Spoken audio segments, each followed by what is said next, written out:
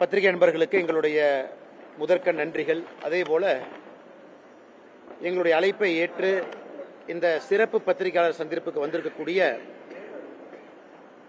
திருப்பூரினுடைய முக்கியமான குழுக்களினுடைய தலைவர்கள் இங்கே வந்திருக்கின்றார்கள். டி அமைப்பு, Palladam textile owners association, dyeing association, SIMA, TEKPA, KNITMA, dyeing and chemical, rotary screen print association, yarn merchant, SIMCA, LUB, polybag, TICMA, எல்லா சங்கத்திலிருந்தும் கூட திருப்பூரை வழிநடத்தி கொண்டிருக்கக்கூடிய முக்கியமான தலைவர்கள் வந்திருக்கின்றார்கள். இது அரசியல் சார்ந்த ஒரு பத்திரிகையாளர் சந்திப்பு கிடையாது. அதனால் எந்த அரசியல் கேள்விகளையும் கூட நாங்கள் எடுக்க விரும்பல. எங்களால் அவங்களுக்கு தேவையில்லாத சங்கடங்கள் வர வேண்டும் என்கின்ற ஒற்றை காரணத்திற்காக மிக முக்கியமாக இந்த சிறப்பு பத்திரிகையாளர் சந்திப்பு நடத்தி கொண்டிருப்பதற்கான காரணம், நம்முடைய பாரத நாடு இரண்டு முக்கியமான நாடுகளோடு அமைப்புகளோடு ஒரு டாரிஃப் ஒப்பந்தத்தை நாம் முடிவுக்கு கொண்டு வந்திருக்கின்றோம். அமெரிக்காவை பொறுத்தவரை 2025 ஜனவரி பிப்ரவரியில் ஆரம்பித்த இந்த பேச்சுவார்த்தை என்பது பிப்ரவரி 7ஆம் தேதி முடிவுக்கு வந்து ஃப்ரேம்வொர்க் இன்ட்ரியம் அக்ரிமெண்ட் கொண்டு வந்திருக்கோம். முதல் கட்ட பேச்சுவார்த்தை முடிந்து முதல் கட்டமாக ஒரு புரிந்துணர்வு ஒப்பந்தத்திற்கு நாம் வந்திருக்கின்றோம். ஐரோப்பிய யூனியன் நாட்டை பொறுத்தவரை 2009 பேச்சுவார்த்தை நடத்திக்கிட்டே வந்தோம். 2013 பேச்சுவார்த்தை நிறுத்தப்பட்டது. 2019 மறுபடியும் பேச்சுவார்த்தை ஆரம்பித்தோம். இன்னைக்கு 2026 ஜனவரி 27ஆம் தேதி ஐரோப்பிய யூனியன் நாடோடு ஒப்பந்தத்தை கொண்டு வந்திருக்கோம். அதுவும் மிக வேகமாக ஐரோப்பிய யூனியன் பார்லிமெண்ட்ல அது ராட்டிஃபை ஆகணும். ஸோ அந்த ஃப்ரேம் ஒர்க்கும் கூட இன்னைக்கு கம்ப்ளீட் பண்ணியிருக்கோம். இந்த இரண்டும் கூட இன்னைக்கு தமிழ்நாட்டு மக்களுக்கு தெரியப்படுத்த வேண்டும் என்பதற்காக இந்த பத்திரிகையாளர் சந்திப்பு. இன்னைக்கு அமெரிக்காவை பொறுத்தவரை $30 டிரில்லியன் இருக்கக்கூடிய ஒரு மிகப்பெரிய ஒரு நாடு. 27 நாடுகள் இருக்கக்கூடிய ஐரோப்பிய யூனியனை பொறுத்தவரை அது 23 டிரில்லியன் இருக்கக்கூடிய ஒரு நாடு. இன்னைக்கு இந்தியாவையும் ஐரோப்பிய யூனியன் சேர்த்துனா நம்ம 2 பேர் 27 டிரில்லியன், அமெரிக்கா மட்டும் தனியாக 30 டிரில்லியன். இன்னைக்கு பெரும் 15 FTA நம்ம கையெழுத்து போட்டிருந்தாலும் கூட, 15 ஃப்ரீ ட்ரேட் அக்ரிமெண்ட் நம்முடைய பாரத நாடு கையெழுத்து போட்டிருந்தாலும் கூட, மிடில் ஈஸ்ட்ல இருந்து கொரியா, ஜப்பான், யூகேவோட காம்ப்ரிஹென்சிவ் எக்கனாமிக் ஃப்ரேம்வொர்க் அதுவும் பண்ணியிருக்கோம். இந்த இரண்டும் மிக மிக முக்கியமானது என்கின்ற காரணத்தினால இந்த இரண்டையும் உங்கள் முன்னால் இன்று பேசுகின்றோம். திருப்பூர்ல இருந்து இன்னைக்கு சங்கங்கள் வந்திருக்கின்ற காரணத்தினால மிக முக்கியமாக இன்னைக்கு இந்த பகுதி திருப்பூரினுடைய வளர்ச்சி இன்னும் ஒரு 5 to 10 ஆண்டு கால காலகட்டத்தில் இங்க இருக்கக்கூடிய தலைவர்களுடைய தலைமையில மிகப்பெரிய பரிமாணமான ஒரு வளர்ச்சி திருப்பூருக்கு நாம பார்க்க போறோம். சமீபத்தில் 10 fastest growing cities in the world 2035 முடியும் பொழுது உலகத்தினுடைய 10 வேகமாக வளரக்கூடிய நகரங்கள் எது அப்படிங்கிற பட்டியலை ஆக்ஸ்போர்ட் எக்கனாமிக்ஸ் போட்டிருந்தாங்க. இதுல ஆச்சரியம் என்னன்னா, அந்த 2018 2035 வரை வளரக்கூடிய வேகமான 10 நகரங்கள் 10 நம்முடைய நாட்டில் தான் இருக்கு. முதல் நகரம் சூரத், ஆக்ரா, பெங்களூரு, ஹைதராபாத், நாக்பூர், திருப்பூர், ராஜ்கோட், திருச்சிராப்பள்ளி, சென்னை, விஜயவாடா. அதுல திருப்பூர் நகரத்தை பொறுத்தவரை ஒரு ஆண்டும் கூட குறைந்தபட்சம் 8% வளர்ச்சி இருக்குன்னு சொல்றாங்க.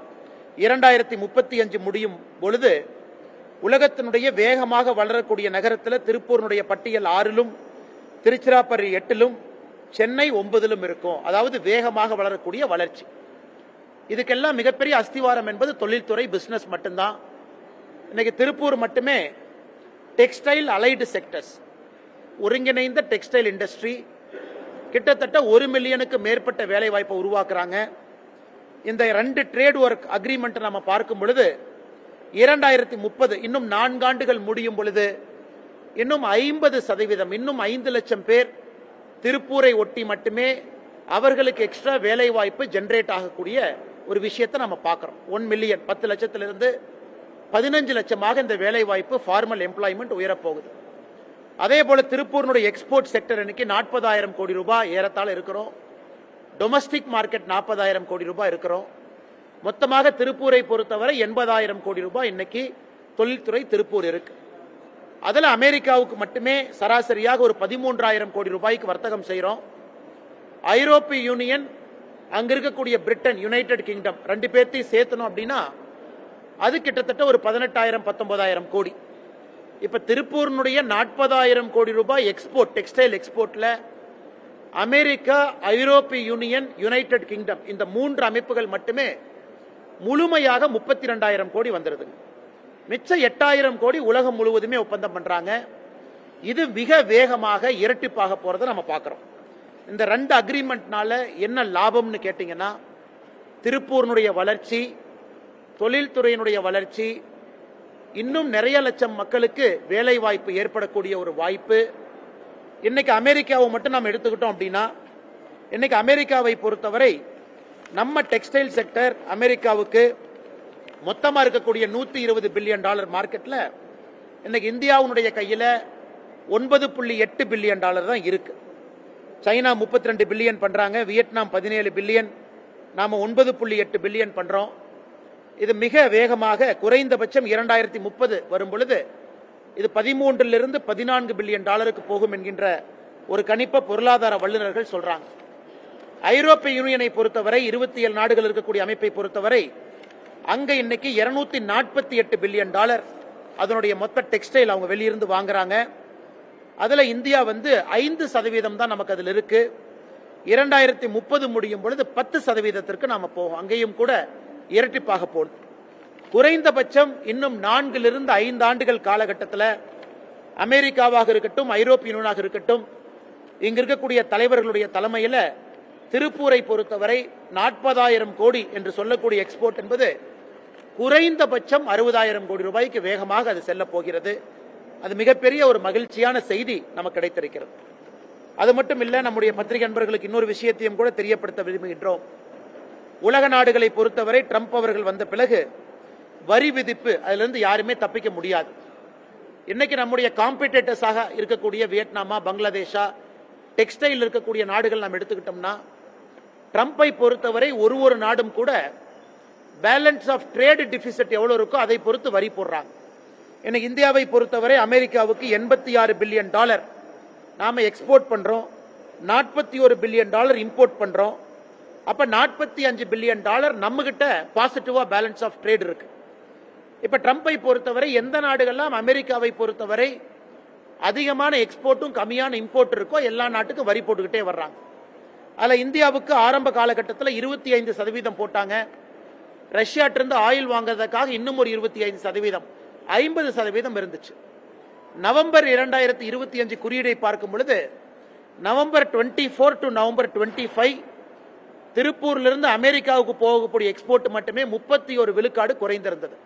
அந்த ஒரு ஆண்டு கணக்கு எடுத்துக்கிட்டோம்னா நவம்பர் 24 to நவம்பர் 25 திருப்பூரிலிருந்து அமெரிக்காவுக்கு செல்லக்கூடிய டெக்ஸ்டைல் அப்பேரல் பொருட்கள் 31% டவுன். அது கண்டிப்பா நமக்கு ஒரு பெரிய வீழ்ச்சி தான். எனக்கு முன்பு பேசின தலைவர் அவர்கள் சொன்னாங்க, ஒரு விதத்தில் அது அவங்களுக்கு சங்கடமாகத்தான் இருந்துச்சு.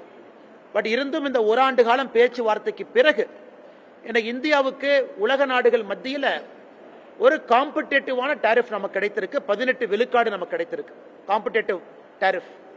அமெரிக்காவை பொறுத்தவரை நட்பு நாடாக இருக்கக்கூடிய யூகேக்கு 10% கொடுத்திருக்கிறாங்க. நீண்ட நாட்களாக அவர்களுக்குள் இருக்கக்கூடிய ஸ்பெஷல் ரிலேஷன்ஷிப், பிரிவிலேஜ் ரிலேஷன்ஷிப் காரணமா கொரியாக்கு 15% கொடுத்திருக்கிறாங்க. இன்னைக்கு இந்தியாவிற்கு 18% அந்த டீல்ல நமக்கு கிடைத்திருப்பதே நம்முடைய பாரத பிரதமர் நரேந்திர மோடி அவர்கள் எவ்வளவு பொறுமையாக, சாதுரியமாக அமெரிக்காவோடு இந்த பேச்சுவார்த்தை நடத்தி திரு பியூஷ் கோயல் அவர்கள் அவருடைய குழு எவ்வளவு சிறப்பாக இதை கொண்டு வந்திருக்கின்றார்கள் என்பதற்கு ஒரு உதாரணம். 18 விழுக்காடு இன்னைக்கு இந்தியா அமெரிக்கா இந்த டீல்ல 18%. அதுல இன்னும் குறிப்பாக சொல்ல வேண்டும் என்றால், இந்த $86 பில்லியன் எக்ஸ்போர்ட்ல $41 பில்லியன் எக்ஸ்போர்ட் தான் டாரிஃப்ல இருந்துச்சு. ஏன்னா அது ரெசிப்ரோக்கல் டாரிஃப். இன்னைக்கு அந்த $41 பில்லியன் டாரிஃப்ல கிட்டத்தட்ட 10 பில்லியன் ஜீரோ டியூட்டி ஆக்சஸ்ல இருக்கும். 31 பில்லியன் அந்த கூட்ஸ் மட்டும் 18% இருக்கு. ஒரு வியட்நாமை நம்ம கம்பேர் பண்ணும் பொழுது வியட்நாம் 20% இருக்கு. அதே போல பங்களாதேஷை பார்க்கும் பொழுது பங்களாதேஷ் 19% இருக்கு. பாகிஸ்தானுக்கும் 19%. இது ஒரு பக்கம். இன்னைக்கு ஐரோப்பிய யூனியன் தான் பெரும் வரப்பிரசாதமாக நம்முடைய திருப்பூர் நகரத்தில் இருக்கக்கூடிய டெக்ஸ்டைல் செக்டருக்கு அமைந்திருக்கிறது. 2023க்கு பிறகு ஐரோப்பிய யூனியன் உலக நாடுகளுக்கு கொடுத்த ஸ்பெஷல் பிரிவிலேஜை வித்ட்ரா பண்ணிட்டாங்க. இந்தியாவுக்கு இருந்த generalised scheme of preference GSP withdraw பண்ணிட்டாங்க. ஆனா பங்களாதேஷை பொறுத்த வரைக்கும் லீஸ்ட் டெவலப் கண்ட்ரி அப்படிங்கிற காரணத்தினால ஜீரோ டியூட்டி ஆக்சஸ்ல இருந்தாங்க. நம்முடைய இந்திய நாட்டிற்கு இத்தனை ஆண்டு காலமாக 12% டியூட்டி இருந்துச்சு ஐரோப்பிய யூனியன். ஐரோப்பிய யூனியனுடைய அவ்வளவு பெரிய மார்க்கெட் $248 பில்லியன் அப்பேரல் மார்க்கெட்ல இன்னைக்கு நீங்க ஷேர் பார்த்தீங்கன்னா பங்களாதேஷனுடைய ஷேர் மிக அதிகப்படியா இருக்கு. அந்த $248 பில்லியன் மார்க்கெட்ல சைனா 28% இருக்கிறாங்க, பங்களாதேஷ் 22% இருக்கிறாங்க. இந்தியாவை பொறுத்த வரைக்கும் 5% தான் இருந்தோம்.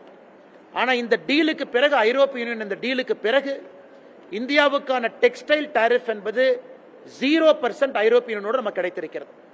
அப்ப பங்களாதேஷ்க்கு இத்தனை ஆண்டு காலமாக 0%, இந்தியாவிற்கு 12% இருந்தது. இந்த ஐரோப்பிய யூனியன் டீலுக்கு பிறகு இந்தியாவுக்கும் 0%, பங்களாதேஷுக்கும் 0%. ஏன்னா பங்களாதேஷ் லீஸ்ட் டெவலப் கண்ட்ரியா இருக்கிறாங்க. அதனால ஐரோப்பிய யூனியன் மார்க்கெட் நம்முடைய திருப்பூர் டெக்ஸ்டைல் இண்டஸ்ட்ரியில் இருக்கக்கூடிய எல்லோருக்குமே பெரிய அளவில் ஓபன் ஆகுது. வருகின்ற காலத்தில் நம்ம சொன்னது போல 40,000 கோடியிலிருந்து 60,000 கோடி ரூபாய்க்கு மிக வேகமாக முன்னேறுவார்கள் என்கின்ற முழு நம்பிக்கை நமக்கு இருக்கு.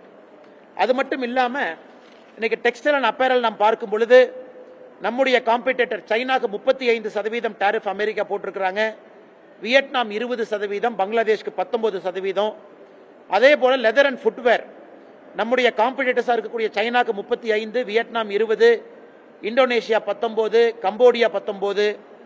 டாய்ஸ் அதிலும் இந்தியாவுக்கு 18, ஆனா சைனா, வியட்நாம், இந்தோனேஷியா இன்னும் அதிகம். மிஷினரி அண்ட் பார்ட்ஸ் நமக்கு காம்படிட்டர்ஸ் இருக்கக்கூடிய நாடுகள் பார்த்தீங்கன்னா Malaysia 19, Thailand 19, Vietnam 20%. Home decker மிக முக்கியமான market, China 35, Vietnam 20, Malaysia 19%. Gems and jewellery Surat அந்த பகுதியெல்லாம் காம்படிட்டிவா நமக்கு 18%, சைனா 35, சவுத் ஆப்பிரிக்கா 30, தாய்லாந்து 19. நம்முடைய காம்படிட்டர்ஸ் இன் ஈச் செக்மெண்ட். இன்னைக்கு எல்லா நாடுகளையும் விட ஒரு சிறந்த ஒரு டாரிஃப் டீல் நம்முடைய நாட்டுக்கு கிடைச்சிருக்கு. நிச்சயமாக வருகின்ற காலத்தில் மிக வேகமான வளர்ச்சி. இன்னைக்கு ஆக்ஸ்போர்ட் எக்கனாமிக்ஸ் சொல்றாங்க, மிக வேகமாக வளரக்கூடிய நாட்டில் மாநகரத்தில் 6வது இருக்கக்கூடிய திருப்பூர் இன்னும் வேகமாக, இன்னும் விரைவாக வளரும் என்கின்ற முழு நம்பிக்கை எங்களுக்கு இருக்கு.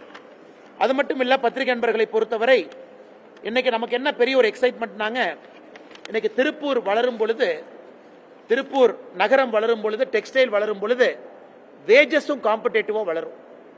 கொடுக்கக்கூடிய நிறைய பேர் 5 லட்சம் பேர் எக்ஸ்ட்ரா எம்ப்ளாய்மெண்ட்டுக்கு வர்றாங்க. இங்க வரக்கூடிய எக்கானமி பெர்கலேட் ஆகும்.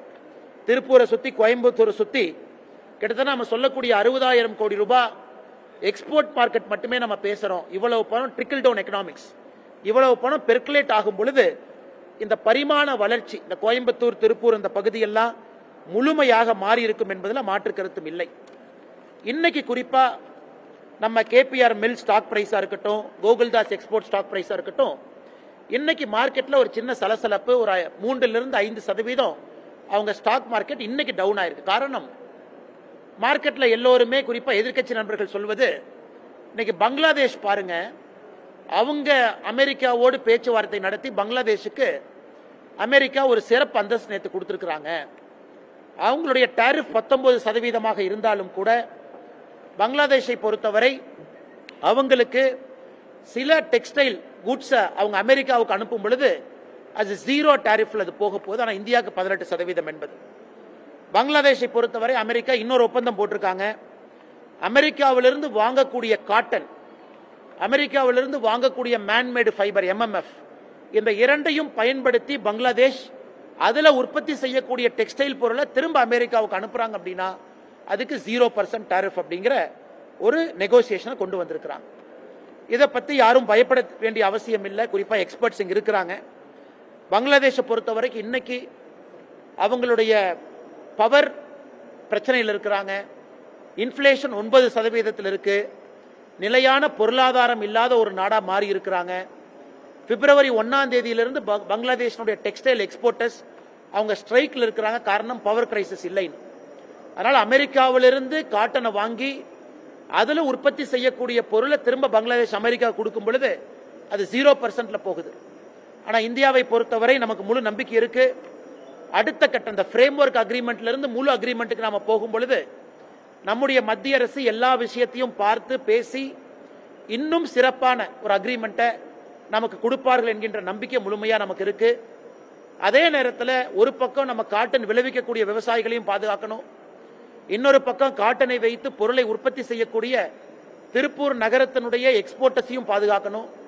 இந்த இரண்டு விஷயத்தையும் கூட நம்முடைய மாநில அரசு செய்ய வேண்டிய கட்டாயம் இருக்கு, மத்திய அரசு செய்ய வேண்டிய கட்டாயம் இருக்கு. அதையும் நாம் இப்போது செய்து கொண்டிருக்கின்றோம். அது மட்டுமில்லை சொந்தங்களே, இந்த வெறும் ஒரு டாரிஃப் டீல் அக்ரிமெண்ட் என்பதை தாண்டி நம்முடைய பாரத பிரதமருடைய மித்ரா டெக்ஸ்டைல் பார்க் இந்தியா முழுவதுமே 6 பார்க் கொடுத்தாங்க. அதில் ஒரு பார்க் தமிழ்நாடு விருதுநகர் கிடைச்சிருக்கு. அதுக்கு கிட்டத்தட்ட 1542 ஏக்கர்ல ஒரு இன்டகிரேட்டட் டெக்ஸ்டைல் பார்க், டையிங்ல இருந்து வெளியே வரக்கூடிய ஃபைனல் அவுட்புட் வரைக்கும் ஒரே இடத்துல கொண்டு வந்திருக்கிறாங்க. 10,842 கோடி ரூபாய் அதற்கான நிதி ஒதுக்கப்பட்டு இன்னைக்கு வேலைகளும் கூட PM மித்ரா டெக்ஸ்டைல் பார்க்ல ஆரம்பிக்கப்பட்டிருக்கிறது. இது போன்ற பல விஷயங்களை தொடர்ந்து நம்முடைய மத்திய அரசு, பாரத பிரதமர் நரேந்திர மோடி அவர்கள் இன்னைக்கு அதை கொடுத்துட்டு இருக்காங்க. அதை தாண்டி நமக்கு ஒரு பெரிய விஷயம் என்னன்னா, இன்னைக்கு இந்தியா ஒரு $35 டிரில்லியன் பொருளாதார நாடாக மாறணும், பெரிய நாடா மாறினா நம்முடைய திருப்பூர் பிராண்ட் இன்னைக்கு குளோபல் பிராண்டா மாறணும். அது நிச்சயமா இங்க இருக்கக்கூடிய நம்முடைய தலைவர்கள் இங்க இருக்கிறாங்க. இந்த வாய்ப்பை பயன்படுத்தி இந்தோ அமெரிக்கா ஒப்பந்தத்தை பயன்படுத்தி, ஐரோப்பிய யூனியன் ஒப்பந்தத்தை பயன்படுத்தி திருப்பூர்ல இருக்கக்கூடிய பிராண்ட் இன்னைக்கு உலக பிராண்டுகளா மாற போறாங்க அப்படிங்கிற முழு நம்பிக்கை நமக்கு இருக்கு. டொமஸ்டிக் பிராண்ட் நம்ம சொல்றோம். இந்த டொமஸ்டிக் பிராண்ட் எல்லாம் வருகின்ற காலத்துல ஒரு இன்டர்நேஷனல் பிராண்டா அடுத்த ஒரு 10 ஆண்டுகளுக்குள்ள அவர்கள் மாறுவார்கள். அவங்க மாறும் பொழுது இந்தியாவுடைய வளர்ச்சி நிச்சயமாக அடுத்த கட்டத்திற்கு இது சென்றிருக்கும்.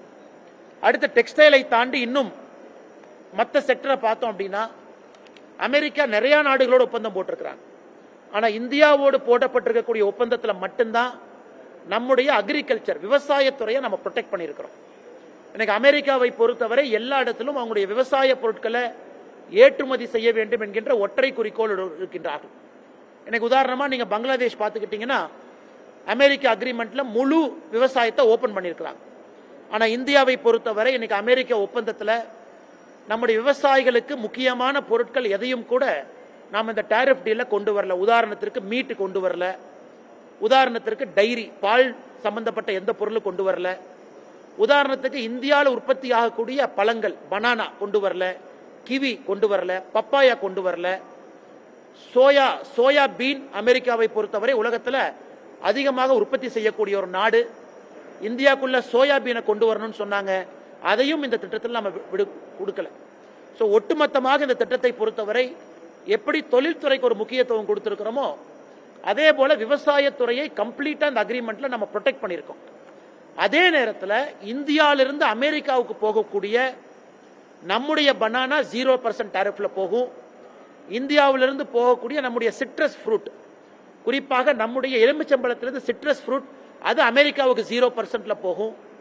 இந்தியாவிலிருந்து போகக்கூடிய பப்பாயா 0%ல போகும். அதனால விவசாயத்துறைக்கும் கூட அடுத்த 10 ஆண்டுகளில் ஏற்றுமதியில் ஒரு மிகப்பெரிய வாய்ப்பு இந்த அக்ரிமெண்ட் உருவாக்கி இருக்கிறது. ஆனால் எதிர்க்கட்சி நண்பர்களுடைய குற்றச்சாட்டு, சில விவசாய சங்கங்களும் கூட தவறான புரிதலோடு இந்தியாவில் ஒன் டே நாங்கள் ஸ்ட்ரைக் கால் பண்றோம் அப்படின்னு சொல்லியிருப்பது வேதனைக்குரியது. காரணம், மற்ற நாட்டுகளோடு நடந்திருக்கக்கூடிய ஒப்பந்தமும் நம்முடைய நாட்டோடு நடந்திருக்கக்கூடிய ஒப்பந்தத்தை பார்க்கும் பொழுது விவசாயத்துறையில் மிக முக்கியமாக நம்ம சொல்லியிருக்கோம், genetically modified crop GM crop இந்தியாவுக்குள்ள அனுமதி இல்லை என்பதை மறுபடியும் உறுதியோடு இந்த அக்ரிமெண்ட்ல நம்ம போட்டிருக்கோம். மற்ற எல்லா இடத்துக்கும் அமெரிக்காவை பொறுத்தவரை ஜெனட்டிக்கலி மாடிஃபைடு GM கிராப் அனுப்புறாங்க. ஆனா இந்தியாவுக்கு அது கிடையாது. அதனால் விவசாயத்துறையிலும் கூட நம்முடைய விவசாய நண்பர்களுக்கு மோடி அவர்கள் உறுதியாக இருந்திருக்கிறாங்க. டெக்ஸ்டைல் துறைக்கு, gems and jewellery, leather, machinery எல்லா துறைக்கும் கூட நம்முடைய அரசு உறுதுணையாக இந்த 2 அக்ரிமெண்ட்டை போட்டு கொடுத்திருக்கோம். ஸோ நிச்சயமாக இதை தொழில்துறை பயன்படுத்தி வருகின்ற காலத்தில் முழுமையாக இதை அவங்க கவனத்தில் கொண்டு அவங்க கெப்பாசிட்டி எக்ஸ்பான்ஷனை இன்னும் தைரியமாக அவங்க கெப்பாசிட்டியை விஸ்தாரப்படுத்தி விரிவுபடுத்தி நல்ல குளோபல் பிராண்டை இங்கிருந்து குவாலிட்டியா உருவாக்கி ஐரோப்பிய யூனியனாக இருக்கட்டும், அமெரிக்காவாக இருக்கட்டும், யூகேவாக இருக்கட்டும், இந்த 40,000 கோடி எக்ஸ்போர்ட் என்பது இன்னும் 4 ஆண்டுகளில் அது 60,000 கோடியாகவும் ஒரு 7 இயர் ஃப்ரேம் ஒர்க்கில் அது இரட்டிப்பு செய்து உள்நாட்டிலும் கூட அந்த 40,000 கோடி உள்நாட்டையும் கூட இன்னும் வேகமாக அதை வளர்த்திருப்பார்கள் என்கின்ற முழு நம்பிக்கை எங்களுக்கு இருக்கு. அது மட்டும் இல்லை, இதை குறிப்பாக பியூஷ் கோயல் அவர்கள் உறுதியளித்திருக்கின்றார்கள். மிக விரைவில் திருப்பூர் வருவதாக உறுதியளித்திருக்கின்றார்கள். எங்களுக்கும் பாரத பிரதமர் அவர்கள் அடுத்த முறை தமிழகம் வரும் பொழுது இங்க இருக்கக்கூடிய தொழிலதிபர்களுக்கு ஒரு வாய்ப்பை ஏற்படுத்தி கொடுத்து பிரதமரோடு தமிழகம் வரும்பொழுது பிரதமருக்கு நன்றி சொல்வதற்கு, பிரதமரோடு பேச்சுவார்த்தை நடத்தி நன்றி சொல்வதற்கும் ஒரு வாய்ப்பை ஏற்படுத்தி கொடுக்க வேண்டும் என்கின்ற ஒரு நோக்கத்தோடு பாரதிய ஜனதா கட்சி முயன்று கொண்டிருக்கின்றோம். அதற்கான எல்லா முயற்சியும் கூட வருகின்ற அடுத்த 2-3 வாரத்தில் நாங்கள் எடுப்போம் என்கின்ற உறுதியும் கூட இந்த நேரத்தில் இங்கு வந்திருக்கக்கூடிய எல்லா தலைவர்களுக்கும் கூட நாங்கள் தெரிவித்துக் கொள்ள விரும்புகின்றோம். அருமை சொந்தங்களே, இது மட்டும் இல்ல, இன்னைக்கு இன்னும் அதிகப்படியாக நாம் போனோம் அப்படின்னா ஐரோப்பிய யூனியனை பொறுத்தவரை அடுத்த 10 ஆண்டுகளுக்கான டீலா நம்ம பிரிச்சு கொண்டு வந்திருக்கோம். உதாரணத்துக்கு சிலது இம்மிடியட்டா இன்னைக்கே 0% டாரிஃப்ல வந்துடும். அடுத்த 10 ஆண்டுகளுக்குள்ள ஆட்டோமொபைல் செக்டார், இன்னைக்கு ஐரோப்பிய யூனியனிலிருந்து நாம் இம்போர்ட் பண்ணக்கூடிய பென்ஸ், BMW அது போன்ற உயர்ந்த ரக கார்கள் இன்னைக்கு 130% வரியில் இருக்கு. அந்த கார் 100 ரூபா அப்படின்னா இந்தியாவில் 230 ரூபாய்க்கு தான் வாங்க முடியும். அது இம்மீடியட்டா அது போன்ற ஹை எண்ட் கார்ஸ், அதாவது 15,000 யூரோக்கு மேல இருக்கக்கூடிய கார் எல்லாம் அடுத்த 10 ஆண்டுகள்ல 0 டாரிஃபுக்கு வந்துடும். இம்மீடியட்டா 130 35% வரி குறைச்சிருக்கிறோம். ஸோ இந்திய நாட்டில் இருக்கக்கூடிய டொமஸ்டிக் பிராண்ட், நம்முடைய local car 85% car below 15,000 euro இருக்கு. அவங்க இந்த டீல்ல ப்ரொடெக்ட் ஆகிக்கிறாங்க, எந்த பிரச்சனையும் கிடையாது. அதே போல ஹை எண்ட் காரை பணம் கொடுத்து, அதிக பணம் கொடுத்து வாங்குறவங்க இப்ப இருந்து அவர்களுடைய டாரிஃப் டீல் குறையுது, ரேட் குறையுது. அடுத்த 10 ஆண்டுகள்ல படிப்படியாக அது குறைஞ்சு ஒரு வருஷத்துக்கும் 2,50,000 கார் அப்படிங்கிற ஒரு கோட்டா சிஸ்டத்தையும் கூட கொண்டு வந்து நம்முடைய ஆட்டோமொபைல் செக்டரை ஒரு பக்கம் ப்ரொடெக்ட் பண்ணியிருக்கிறோம். இன்னொரு பக்கம் நல்ல உயர் ரக கார் யாருக்கு வேணும்னு நினைக்கிறாங்களோ அவர்களுக்கு வாங்குவதற்கான வாய்ப்பையும் கூட நாம் ஏற்படுத்தி கொடுத்திருக்கின்றோம். அது மட்டும் இல்ல, home textile floor covering Karur, Erode போன்ற நகரத்திலிருந்து கார்பெட், பெட்ஷீட் இதெல்லாம் கூட நாம் அனுப்பிக்கிட்டு இருக்கோம். அது நேரடியாக ஐரோப்பிய யூனியன்ல இன்னைக்கு பாகிஸ்தான், டர்க்கி, வியட்நாம் இவங்கெல்லாம் நம்ம கிட்ட போட்டி போடுறாங்க. அந்த மார்க்கெட்டும் கூட பெரிய அளவில் கரூரிலிருந்து கொங்கு பகுதி வரை அந்த மார்க்கெட் பெரிய அளவில் ஓபன் ஆக இருக்கு. இன்னைக்கு அமெரிக்காவை பொறுத்தவரை இம்போர்ட், எக்ஸ்போர்ட் இரண்டும் சேர்த்து $125 பில்லியன் நம்ம பண்றோம். அது மிக விரைவில் $180 பில்லியன் இன்னும் 2 ஆண்டுகளில் உயர்வதற்கான வாய்ப்பு, சாத்தியக்கூறு இருக்கு.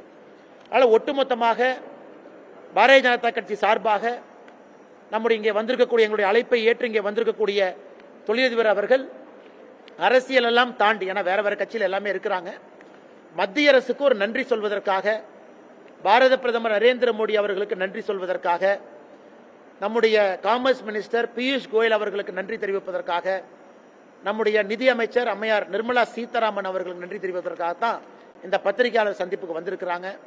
ஆனால் நிச்சயமாக இதை மாநில அரசும் பயன்படுத்திக்கணும்.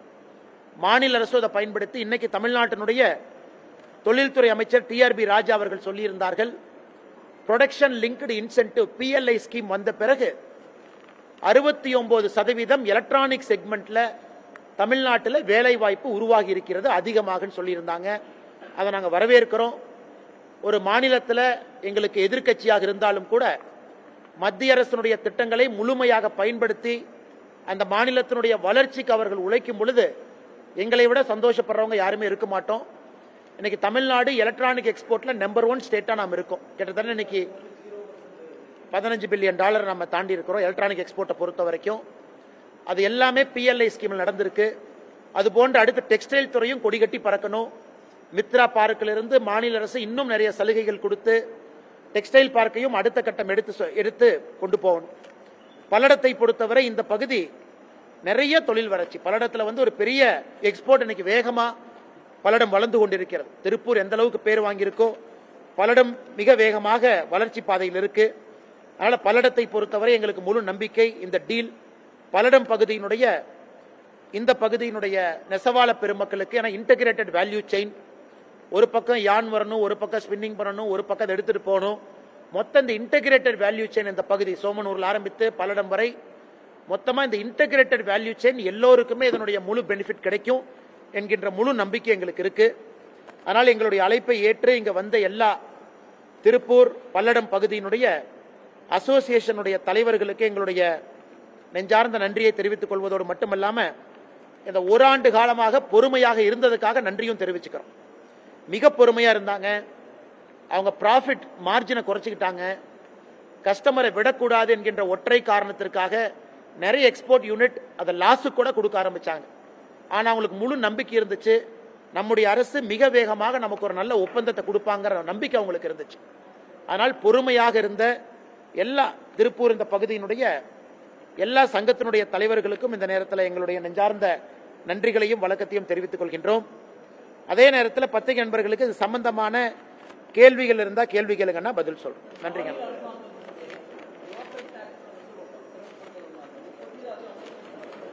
அண்ணா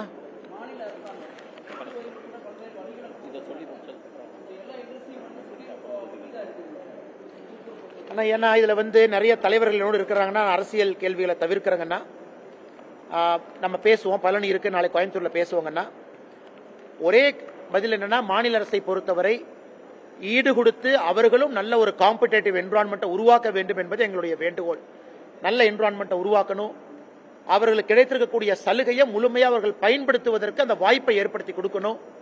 ஆனால் நிச்சயமா அது கரண்ட் ரேட்ல இருந்து, டாக்ஸேஷன்ல இருந்து, சலுகைகள்ல இருந்து எல்லாமே நம்ம கொடுக்கணும். மாநில அரசும் இணைந்து பாடுபடுவார்கள் என்கின்ற முழு நம்பிக்கை எங்களுக்கு இருக்கு.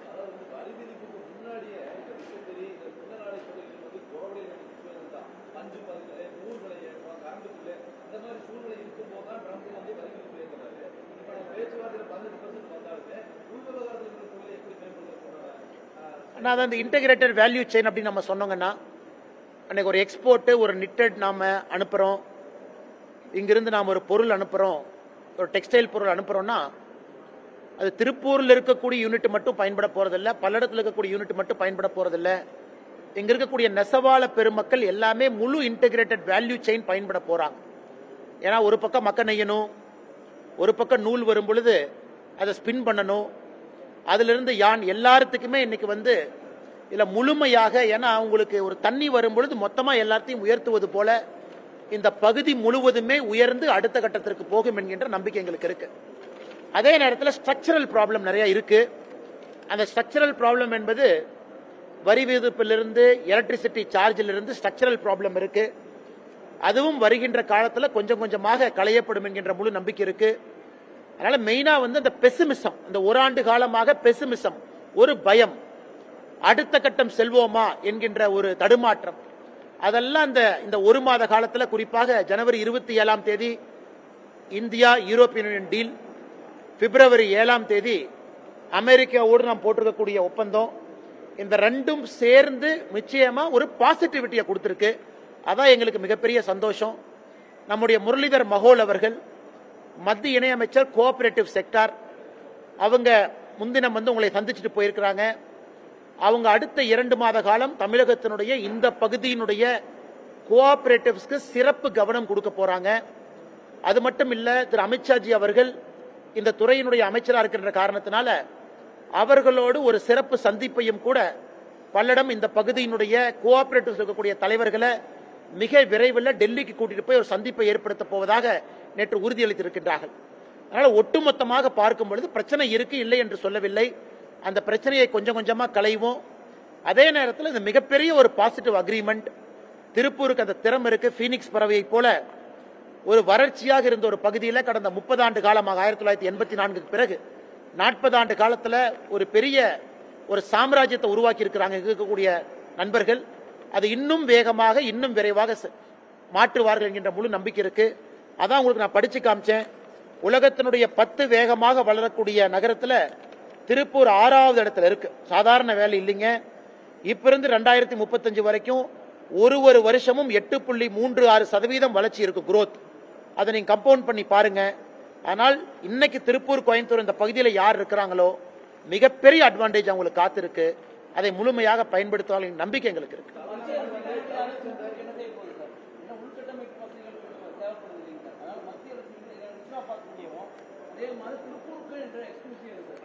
ஆனா மத்திய அரசை பொறுத்தவரை இந்த டாரிஃப் அக்ரிமெண்ட், ட்ரேட் அக்ரிமெண்ட்ல டெக்ஸ்டைலுக்கு ரொம்ப முக்கியத்துவம் கொடுத்திருக்காங்க. டெக்ஸ்டைல்னா நம்ம தான். ஏன்னா கிட்டத்தட்ட இந்தியாவுடைய அந்தந்த கேட்டகரியில் 55% 80% ப்ரொடக்ஷன் நாம தான் பண்றோம். அது டிஃபரெண்ட் கேட்டகரிஸ் ஆஃப் அப்பேரல். இன்னைக்கு இவ்வளவு நமக்கு ப்ரொடெக்ட் பண்ணி கொடுத்திருக்கிறாங்க, அது பெரிய விஷயம். அதே போல ஐரோப்பியன் யூனியன் மார்க்கெட்டை ஓபன் பண்ணி கொடுத்திருக்கிறாங்க, பெரிய விஷயம். மித்ரா பார்க்கை பொறுத்தவரை நாம் தமிழகத்திற்கு என்று சொன்னோம். ஆனால் திமுக அரசு அவங்க டிசைட் பண்ணாங்க அதை எங்க கொண்டு போகணும். சில பேர் சேலம் பக்கத்தில் வேணும்னு கேட்டாங்க, சில பேர் பல்லடத்துக்கே வேணும்னு கேட்டாங்க. அதை தொழில்துறை அமைச்சர் முதலமைச்சர் அவர்கள் விருதுநகர் கொண்டு போகணும் முயற்சி பண்ணி கொண்டு போயிருக்கிறாங்க. ஆனால் மத்திய அரசை பொறுத்தவரை எப்பொழுதும் ஓரவஞ்சனையாக யாருக்கும் செயல்படல.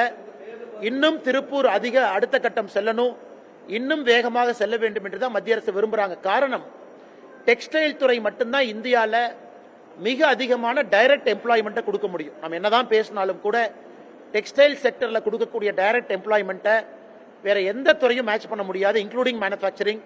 அது டெக்ஸ்டைலை பொறுத்த வரைக்கும் உடனடியாக கொடுக்க முடியும். அதனால தான் டெக்ஸ்டைலுக்கு இந்த சிறப்பு கவனம். வெறும் 5% தான் ஐரோப்பிய யூனியன் மார்க்கெட். அது 10%, 20%, 30% வருகின்ற காலத்தில் மாறும் பொழுது எந்த அளவுக்கு வளர்ச்சி இருக்கும் என்பதை மட்டும் நீங்க ஒரு நிமிஷம் யோசிச்சு பாருங்க.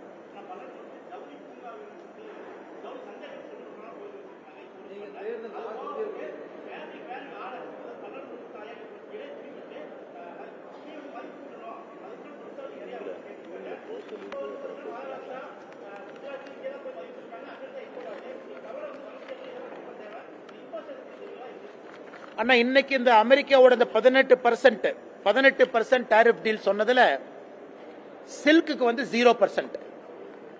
அந்த 18% டாரிஃப் டீல் இருக்கக்கூடியதுல சில்க்கு வந்து 0%. அது ஒரு பெரிய வாய்ப்பு நமக்கு. ஆனால் குறிப்பாக சில்க்கு அதிக முக்கியத்துவம் நம்ம கொடுக்கணும் இந்த பகுதியை பொறுத்தவரை.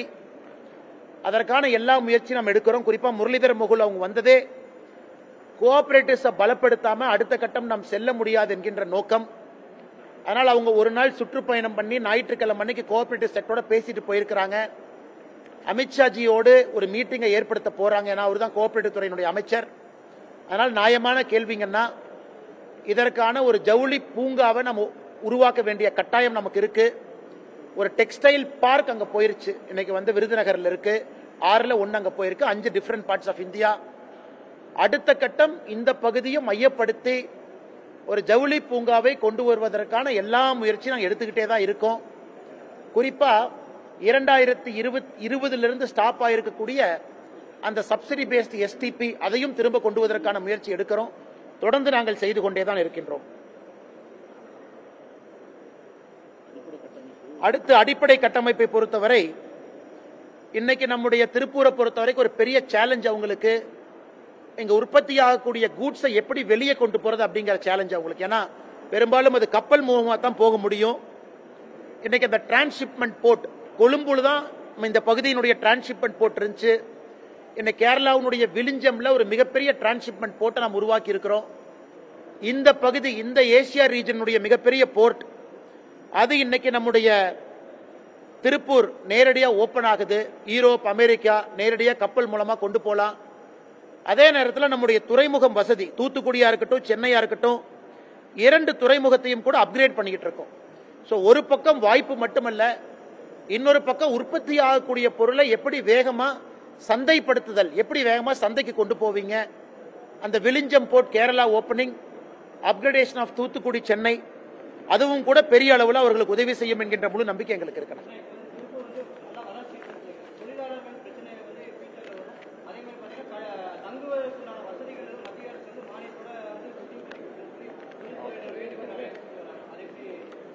அது ஆல்ரெடி பேச ஆரம்பிச்சிருக்கிறாங்கன்னா நெக்ஸ்ட் லெவல் ஆஃப் growth பொறுத்த வரைக்கும் இன்னைக்கு தொழிலாளர்களுடைய நலனுக்கும் முக்கியத்துவம் கொடுக்கணும். ஒரு நல்ல குவாலிட்டியான என்விரான்மெண்ட்ல வேலை பார்க்கணும். ஏன் பங்களாதேஷ் நம்ம இவ்வளவு சொன்னாலும் கூட அது ஒரு ஸ்வெட் ஷாப் மாதிரி அடிமாட்டு ரேட்ல வேலை செய்யக்கூடிய தொழிலாளர்களை கசக்கி பிழிஞ்சு பங்களாதேஷ் வேலை வாங்குறாங்க. ஆனா திருப்பூரை பொறுத்தவரை அப்படி இல்லை.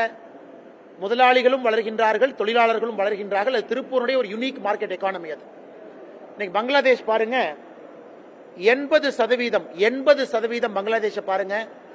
அவங்க எக்ஸ்போர்ட்ங்கிறது 80% டெக்ஸ்டைல். ஆனா ஜிடிபியில் அது 10% மட்டும்தான்.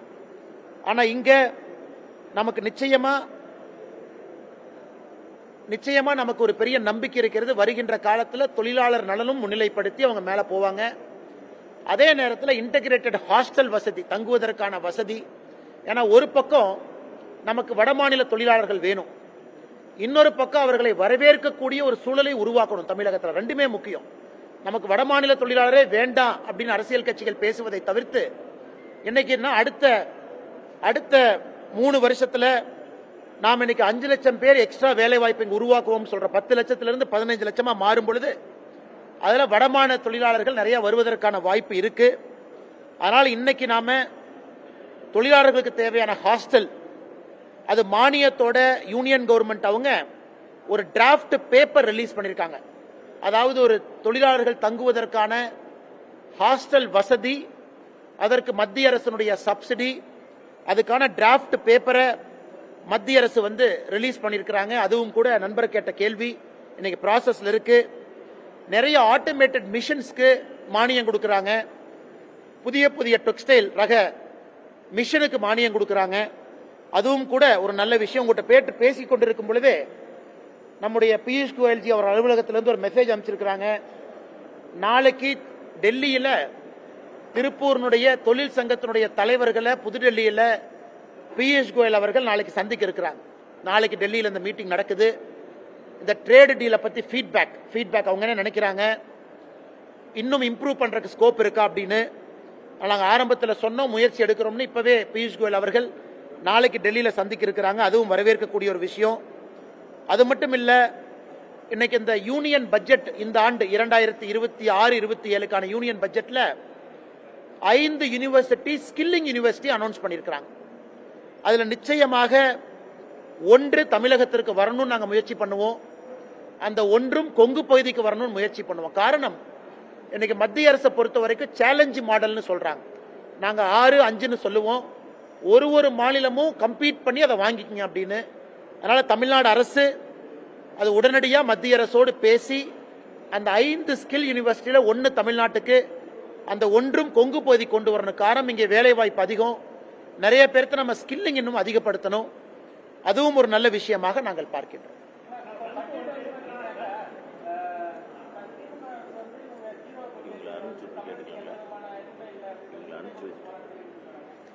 அண்ணா, நீங்க ஒரே நிமிஷம் இருந்தீங்கன்னா நம்ம தொழில்துறைக்கு நன்றி சொல்லிட்டு அவங்க போனதுக்கு அப்புறம் நீங்க கேட்கிற கேள்விக்கு பதில் சொல்றோம். சரிங்கண்ணா. ஏன்னா அவங்க அரசியல் கேள்விக்கு பதில் சொல்லி அவங்க சங்கடப்பட்டாங்கன்னா தப்பா போயிருங்க. அது அரசியல் கேள்விக்கெல்லாம் பதில் சொல்லி இல்லைங்களா?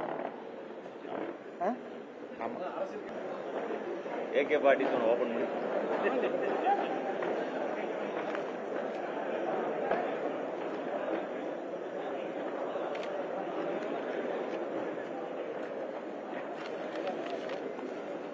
அதை கையில் வச்சு தேவையான டேட்டா இருக்கு.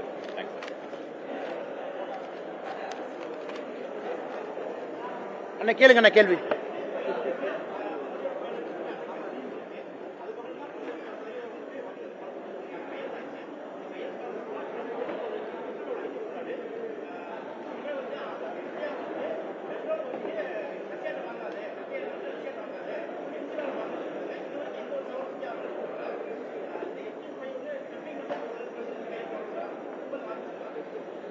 அண்ணே, நம்முடைய வெளியுறவுத்துறை செயலாளர் அவர்கள் இதற்கு பதில் சொல்லியிருக்கிறாங்க. நேற்று இந்தியாவை பொறுத்தவரை நம்முடைய எரிபொருள் பெட்ரோலியம் ப்ராடக்ட் உலக நாடுகளில் எங்க காம்படிட்டிவா இருக்கோ அங்க இந்தியா வாங்கும் அப்படின்னு நம்ம சொல்லியிருக்கோம். இதுதான் மத்திய அரசுடைய அதிகாரப்பூர்வமான பதில். ஏன்னா பியூஷ் கோயல் அவர்கள் பத்திரிகையாளர் சந்திப்பில் இதே கேள்வியை கேட்ட பொழுது, ட்ரேடு என்னுடைய இலாக்கா, நான் பதில் சொல்லிட்டேன், அதை வெளியுறவுத்துறை தான் சொல்ல வேண்டும் என்று சொல்லியிருந்தார்கள். இந்த அக்ரிமெண்ட்டுக்கும் ரஷ்யாவிலிருந்து வாங்கக்கூடிய ஆயிலுக்கும் என்ன சம்பந்தம், வெனிசுலாவிலிருந்து ஆயில் வாங்க போறோமா அப்படிங்கிற கேள்விக்கு வெளியுறவுத்துறை செயலாளர் அவர்கள் சொல்லியிருக்கக்கூடிய பதில், இந்தியாவை பொறுத்தவரை உலக நாடுகளில் எங்க பெட்ரோலியம் ப்ராடக்ட் எரிபொருள் காம்படிட்டிவா இருக்கோ அங்க இந்தியா போய் நம்ம வாங்குவோம். நம்முடைய சாவரினிட்டி, அதாவது நம்முடைய நாட்டினுடைய இறையாண்மை என்பது எங்கேயுமே நம்ம காம்ப்ரமைஸ் பண்ணல. ஏன்னா இந்த டீல்ல உங்களுக்கே தெரியும், எந்த நாட்டுக்கும் இல்லாத ஒரு பர்சன்டேஜ் நமக்கு கிடைச்சிருக்கு. காம்படிட்டிவ் வியட்நாம் நான் உங்களுக்கு உதாரணத்துக்கு சொன்னேன் 19, கம்போடியா 20, சைனா 35%, இந்தியாவை பொறுத்தவரை 18%. அதுல மிக முக்கியமானது, எல்லா நாடுகளுமே அமெரிக்காவுடைய விவசாய பொருளை உள்ள விட்டுட்டாங்க. ஆனா இந்தியாவை பொறுத்தவரை அமெரிக்காவுடைய விவசாய பொருளையும் உள்ள விடாம இந்த டீலை கொண்டு வந்திருக்கோம். எப்பொழுதுமே திராட்சை புளிக்கிறதுன்னு சொல்லுவாங்க எதிர்க்கட்சி நண்பர்கள். ஏன்னா அவங்க 2013 வரைக்கும் 2009 இருந்து 13 வரைக்கும் முயற்சி பண்ணாங்க. ஐரோப்பிய யூனியனோட அவங்களால டீல் பண்ண முடியல. இன்னைக்கு நாம் இந்த சாதனையை செய்த காரணத்தினால காங்கிரஸ் கட்சி, குறிப்பாக மரியாதைக்குரிய எதிர்க்கட்சி தலைவர் திரு ராகுல் காந்தி அவர்கள் எல்லோருமே அந்த பழம் புளிக்குது அப்படிங்கிற மாதிரி தேவையில்லாத அபாண்டமான சில குற்றச்சாட்டுகளை வைக்கின்றார்கள். அதையும் மத்திய அரசு எந்த இடத்துல மறுக்கணுமோ மறுத்திருக்கிறாங்க. தலைவர் கொஞ்சம் சத்தமா கேளுங்க சார்.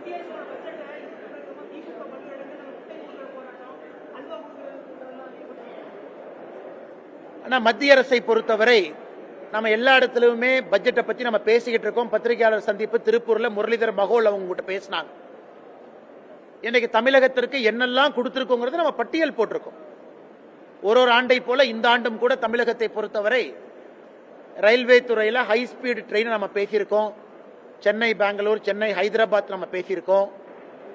இந்த ஆண்டு மொத்தமா எல்லா ஹை ஸ்பீட் ரயில் நெட்வொர்க்கு 16 லட்சம் கோடி ரூபாய் ஒதுக்கி இருக்கிறாங்க. அது மட்டும் இல்லாம 10,000 கோடி ரூபாய் பார்மசூட்டிகளுக்கு ஒதுக்கி இருக்கோம். 6 பெரிய பார்க் வருது. எத்தனையோ விஷயங்கள் நாம் சொல்லியிருப்பது எல்லாமே தமிழ்நாட்டுக்கு பொருந்தும். நாம் எத்தனை மாநிலத்தினுடைய பேர் அந்த பட்ஜெட்ல பயன்படுத்தி இருக்கிறோம். மாநிலம் எல்லாருக்கும் பொதுப்படையான ஒரு பட்ஜெட் அறிவிச்சிருக்கிறோம். இது தமிழ்நாடு அரசு பட்ஜெட் போடும் பொழுது திருப்பூருக்கு, கோயம்புத்தூருக்கு, சென்னைக்கு, காஞ்சிபுரத்துன்னு போட போறாங்களா?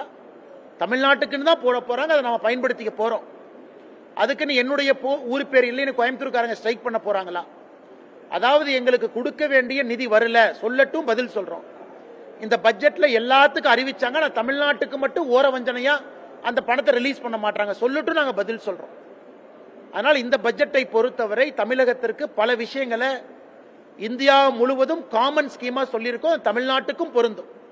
இதை நேத்து பாராளுமன்றத்தில் நிதியமைச்சர் திருமதி நிர்மலா சீதாராமன் அவர்கள் பாயிண்ட் பை பாயிண்ட் ரிபட்டல் கொடுத்திருக்காங்க. உங்க தொலைக்காட்சியில கூட அதை நீங்க ஒளிபரப்புனீங்க.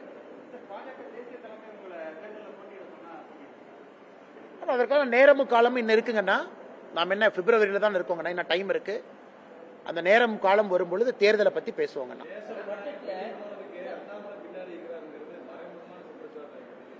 ஆனா கேசவநாயம் அவர்களை பொறுத்தவரை பாரதிய ஜனதா கட்சியில நீண்ட காலமாக சிறப்பாக பணி செய்த நம்முடைய அமைப்பு பொதுச்செயலாளர் அவர்கள் நிறைய தேர்தலை சந்திச்சிருக்கிறாங்க. நல்ல ஒரு மனிதர், கடுமையாக உழைக்கக்கூடியவர், ரொம்ப எளிமையாக வாழக்கூடியவர். அவங்க RSS பிரச்சாரத்தில் இருக்கிறாங்க. அவங்களுக்கு எந்த பொறுப்பும் கூட ஒரே பொறுப்பு தான். அது சங்கத்திலிருந்து, RSS இயக்கத்திலிருந்து பாரதிய ஜனதா கட்சிக்கு கொடுக்கப்பட்டிருந்தார்கள். திரும்ப சங்கம் அவங்களை திரும்ப எடுத்து இன்னொரு பொறுப்பை கொடுத்திருக்கிறாங்க. இன்னைக்கும் ஒரு முக்கியமான பொறுப்புக்கு போயிருக்கிறாங்க இங்கிருந்து. இன்னைக்கு இதே பாத்தீங்கன்னா கேரளால அமைப்பு பொதுச்செயலாளர் இல்ல, கர்நாடகாவில் அமைப்பு பொதுச்செயலாளர் இல்ல, இன்னைக்கு தமிழ்நாட்டில் அமைப்பு பொதுச்செயலாளர் இல்ல, புதுச்சேரி மாநிலத்தில் அமைப்பு பொதுச்செயலாளர் இல்ல. அது ஒன்றும் புதிதில்லை. அதனால பத்திரிகை நண்பர்கள் நிறைய டிபேட்ல நடத்துறீங்க. இந்த கேரளா, கர்நாடகா, தமிழ்நாடு, புதுச்சேரி 4 மாநிலத்திலும் கூட அமைப்பு பொதுச்செயலாளர் இல்லை. அந்த பொறுப்பு காலியா இருக்கு. ஏன்னா சங்கத்துக்கு அந்த பிரச்சாரக்கு அவங்க திரும்ப போன பிறகு அதற்கு என்ன சங்கத்திலிருந்து இன்னும் புதியவங்க கொடுக்கல. காரணம், இந்த ஆண்டும் கூட சங்கத்துக்கும் திறமையானவங்க தேவைப்படுறாங்க. அது சங்கம் தான் உங்ககிட்ட சொல்லணும். ஏன்னா 100 ஆண்டு காலம் விழா நடக்குது இந்தியா முழுவதுமே, நிறைய வேலைகள் இருக்கு. அதனால கேசவநாயம்ஜி அவர்கள் இன்று காலையில கமலாலயத்தில் சந்தித்து விட்டு வந்தோம். மிகச் சிறப்பாக பணியாற்றியதற்காக நாங்கள் எல்லாம் இணைந்து அவருக்கு எங்கள் நன்றியை தெரிவித்திருக்கின்றோம். கேசவநாயம் அவர்களை பொறுத்தவரை அவர் பிரச்சாரக், அவங்க வேலையை முடிச்சுட்டு அவங்க கிளம்பிட்டாங்க, அவ்வளவுதான். அவர் அரசியல்வாதி கிடையாது. அதனால் அவரை பற்றி தேவையில்லாத ஒரு விவாதமோ தேவையில்லாத வீண் சர்ச்சைகளோ அதெல்லாம் முடிவுக்கு வரும் என்கின்ற ஒரு எண்ணமும் எனக்கு இந்த நேரத்தில் இருக்கு. என்ன கருத்து பண்ண அமெரிக்காட்ட போய் ஒப்பந்தமானே பண்றோம் இல்ல, கருத்து வேற வருது. அவங்க வேலையை அவர் செய்யறாரு, என் வேலையை நான் செய்யறேன்.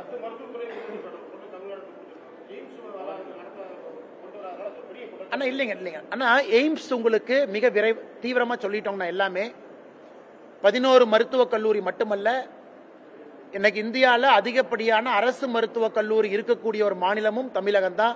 அது எல்லாத்துக்கும் தெரியும். ஒரே நேரத்தில் எந்த மாநிலத்துக்கும் ஒரே ஷாட்ல 11 கொடுக்கல, அதுவும் தமிழ்நாடு தான். எய்ம்ஸை பொறுத்த வரைக்கும் பணிகள் நடக்கிறத நீங்க எல்லாம் பாக்குறீங்க, நடந்துகிட்டு இருக்கு. முழு பயன்பாட்டிற்கு விரைவில் வர இருக்கு, அதுவும் உங்களுக்கு பார்த்துக்கிட்டு இருக்கீங்க. ஆனா முதலமைச்சர் மு.க. ஸ்டாலின் அவர்கள் நம்முடைய மாநிலத்திற்கு இத்தனாயிரம் கோடி செலவு செய்து எய்ம்ஸ் கொடுக்கறாங்க, அதை போய் பார்க்கலாம் அப்படின்னு போய் பார்த்தாரா? இதனை மதுரை வந்து மு க ஸ்டாலின் அவர் கீழே இல்லையா? மதுரை தனி ஜோனா? தமிழ்நாட்டில் முதலமைச்சர் கீழே மதுரை வராதா? எத்தனை முறை மதுரைக்கு போறாரு? ஒரு முறையாவது முதலமைச்சர் அவர்கள் எய்ம்ஸ் கட்டடம் எங்க வேலை நடக்குதோ போய் எட்டி பார்த்து அந்த இன்ஜினியரை கூப்பிட்டு அரசு அதிகாரிகளை கூட்டிட்டு போய் என்ன நடக்குதுன்னு பார்க்கலாமே? ஒருவேளை தாமதமா இருந்தா அங்கிருந்தே போன் பண்ணி அமைச்சர்கிட்ட பேசலாமே? இத்தனை முறை 5 ஆண்டுகளை எத்தனை முறை தமிழ்நாட்டின் முதலமைச்சர் திரு மு க ஸ்டாலின் மதுரை போயிருக்கிறார்? அந்த எய்ம்ஸ் பக்கம் போயிருக்கிறாரா?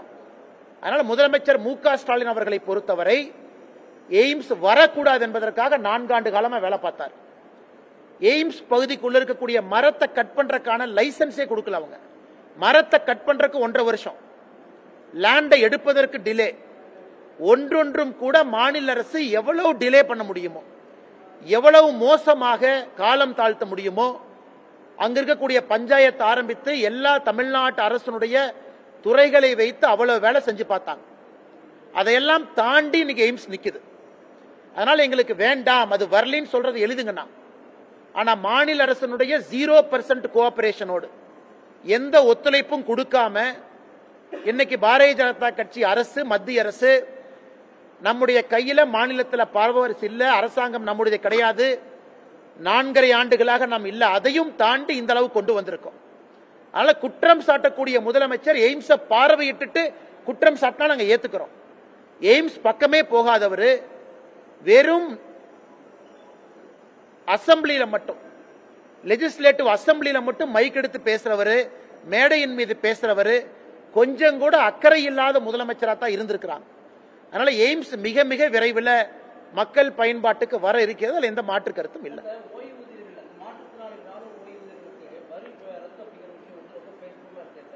ஆனா இன்னைக்கு ராணுவத்தை பொறுத்தவரை சூப்பர் அனுவேஷன், ஒரு பணியில சேர்ந்து சூப்பர் அனுவேஷன் ஆகியிருக்கிறவங்க அதன் பிறகு டாக்ஸ் கட்டுறாங்க, வருமான வரி கட்டுறாங்க. இன்னைக்கு ராணுவத்தில் சேர்ந்து இடையில அவங்களுக்கு இன்ஜுரி ஆயிருச்சு அப்படின்னா அவங்களுக்கு 2 ப்ராசஸ் இருக்கு. ஒன்னு, இன்ஜுரி ஆன பிறகு ராணுவத்திலேயே கண்டினியூ பண்றது, இன்ஜுரி ஆன பிறகு ராணுவத்திலிருந்து வெளியே வந்துடுறது. இன்னைக்கு நீங்க கேட்கிற கேள்வி என்னன்னா, இன்ஜுரி ஆன பிறகு ராணுவத்திலேயே கண்டினியூ ஆகி ரிட்டையர் ஆனவங்களுடைய பணத்துக்கு இன்னைக்கு வருமான வரி போட்டிருக்காங்க அப்படிங்கிறது உங்களுடைய கேள்வி. ஆனா இன்ஜுரி ஆகி ராணுவத்திலிருந்து வெளியே வந்தவங்களுக்கு வாங்கக்கூடிய பென்ஷனுக்கு வருமான வரி கிடையாது, அதுக்கு எதுவுமே வருமான வரி இல்லை. அதனால இது பல இடத்துல நிறைய பேர் கோரிக்கை வச்சிருக்கிறாங்க, மத்திய அரசுடைய கவனத்துக்கு போயிருக்கு. மத்திய அரசு எல்லாத்தையும் பார்த்துட்டு தான் ஒரு முடிவு எடுத்திருக்கிறாங்க. ஏன்னா ராணுவத்தை பொறுத்த வரைக்கும் வெல்ஃபேர் அசோசியேஷன் நிறைய இருக்கு, அவளுடைய பிரச்சனையை எப்பொழுதுமே மத்திய அரசு காது கொடுத்து அதிக முக்கியத்துவம் கொடுத்து கேட்பாங்க. அதனால் நல்ல தீர்வு மிக விரைவில் அவங்களுக்கு கிடைக்குங்கிற நம்பிக்கை எனக்கு இருக்கு. இல்ல இல்ல ஆனா என்டிஏவுடைய கூட்டணி இன்னும் விஸ்தாரமாகிக் கொண்டிருக்கிறது, விரிவாகிக் கொண்டிருக்கிறது. ஆனால் வருகின்ற காலத்தில் இன்னும் நிறைய நாட்கள் இருக்கு. கூட்டணியில் சேராத கட்சிகளும் வேகமாக ஒரு நல்ல முடிவெடுத்து திராவிட முன்னேற்ற கழகத்தை வீழ்த்துவதற்கு தேசிய ஜனநாயக கூட்டணியோடு இணைவார்கள் என்கின்ற முழு நம்பிக்கை எங்களுக்கு இருக்கு.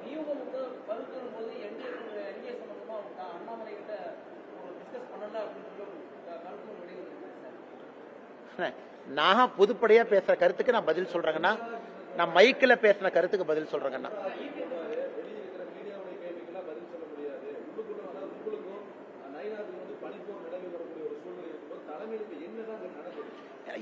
பனிப்போர், கோல்டு வார், ஹாட் வார் அதெல்லாம் ஒன்றும் கிடையாதுங்கன்னா.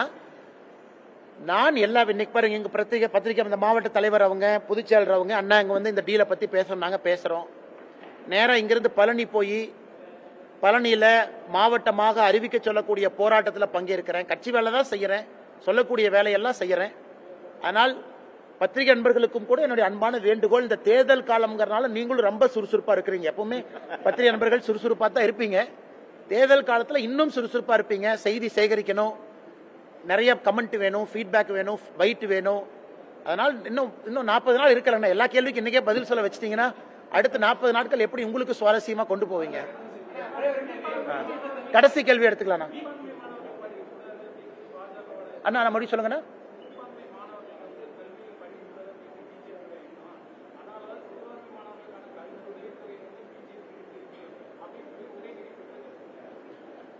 அண்ணா எனக்கு தெரியலீங்கண்ணா, உதயநிதி ஸ்டாலின் அவர்கள் வாழ்க்கையில நியூஸ் பேப்பர் படிக்கிறாரா, டிவி பாக்குறாரா, ஏதாச்சும் கூட இருக்கக்கூடிய செக்ரட்டரிட்ட ஏதாச்சும் கேட்கிறாரா காது கொடுத்து எனக்கு டவுட்டா இருக்கு.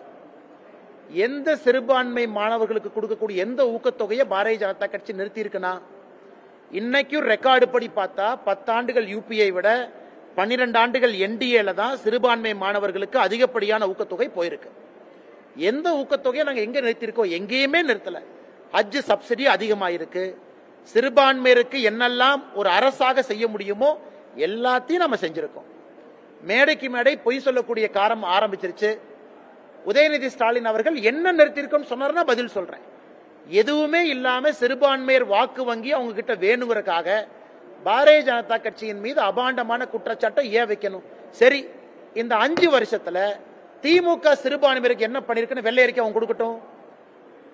5 ஆண்டுகள்ல சிறுபான்மையர் சிறுபான்மையர் சிறுபான்மையர்னு கூரை மேல இருந்து முதலமைச்சர் கத்துறாங்க. நீங்க சிறுபான்மையருக்கு 5 வருஷத்துல என்ன பண்ணிருக்கீங்கன்னு சொல்லுங்க. அதே நேரத்தில் பெரும்பான்மை சமுதாயமாக இருக்கக்கூடிய இந்து சமுதாயம் உட்பட பெரும்பான்மை சமுதாயத்திற்கு என்ன பண்ணிருக்கீங்கன்னு சொல்லுங்க. யாருக்கும் எதுவுமே செய்யல. ஆனா சிறுபான்மை வாக்குக்காக வெறும் பொய்யையும் புரளையும் மட்டும் கிளப்பக்கூடிய ஒரு வேலையை தான் உதயநிதி ஸ்டாலின் செய்யறார். நன்றிங்க. டீயும் காஃபி எப்படின்னா ஒன்னா ஆத்துறது?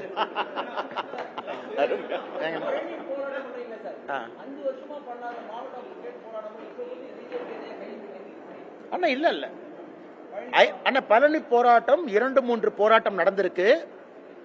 இன்னைக்கு நடக்கக்கூடிய போராட்டம் என்பது எல்லா அரசியல் கட்சிக்கும் சொல்றோம். எய்தர் திமுக நீங்க தேர்தல் வாக்குறுதி கொடுத்ததை நிறைவேற்றி பழனிய மாவட்டமா அறிவிங்க, அல்லது எல்லா அரசியல் கட்சியும் உங்க மேனிபெஸ்டோல கொண்டு வாங்க. ஜெயிச்ச உடனே அந்த அரசியல் கட்சி பழனிய மாவட்டமா டிக்ளேர் பண்ணுங்க. அதற்கான கவன ஈர்ப்பு போராட்டம் இன்னைக்கு நடக்க இருக்குங்க. நன்றிங்க. எல்லா கேள்விக்கு இன்னைக்கே பதில் சொல்லிட்டு அப்புறம் நாளை காலையில் சுவாரஸ்யம்.